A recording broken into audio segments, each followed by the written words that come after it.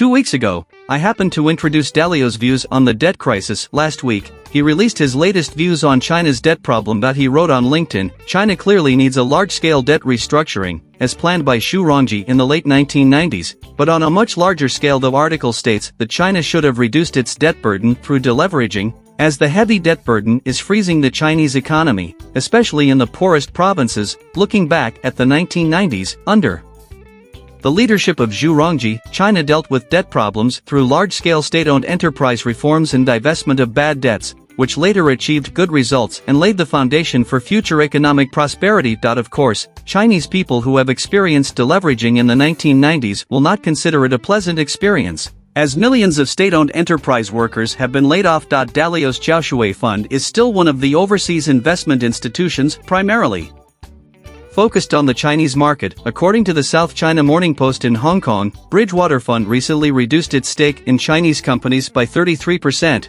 but has started investing in China again in the consumer sector. As we described in detail the restructuring process of the domestic debt crisis in Dalio's book Debt Crisis 2 weeks ago. Phase 1. Interest rate reduction. In a deflationary depression, policymakers will respond to the initial economic contraction by lowering interest rates, but when interest rates approach 0%, lowering interest rates as a policy tool cannot effectively stimulate the economy. Phase 2. Fiscal tightening plus debt restructuring. At this stage, debt restructuring and fiscal tightening policies dominate, but there is no moderate stimulus measures, especially banknote printing and currency depreciation, that have a balanced effect. Therefore, at this stage, the rate of income decline is faster than the rate of debt restructuring, and debt repayment will reduce the debt stock.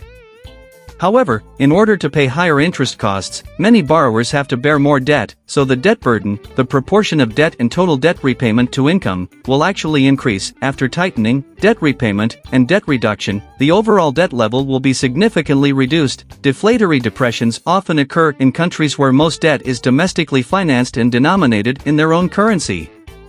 Therefore, the ultimate debt crisis will lead to forced selling and default, but it will not cause exchange rate or balance of payments issues.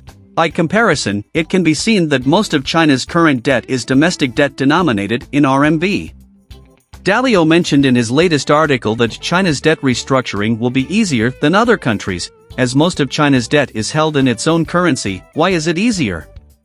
Because there is still a lot of room for China to reduce interest rates in the first stage. At the same time, the creditors of RMB debt are mainly financial structures such as banks and insurance companies, while the majority of debtors are real estate companies and urban investment platform companies. Local governments. Undoubtedly, the central government has enormous influence over banks, insurance companies, local governments, and real estate companies, but it is only about which party bears more and which party bears less. For ordinary investors, especially those living in China, you must invest in China because most of your income and assets are located within China. Then you need to be prepared for the further development of the debt crisis and the further decline in asset prices. At the same time, we must also be prepared for the recovery after the debt crisis restructuring, which is the rebound in asset prices. Simply put, combined with one's own cash flow, do not leave the market completely or easily buy in large quantities. In a period of continuous decline in asset prices, carefully selecting high-quality assets, allocating purchases, gradually completing investment layout,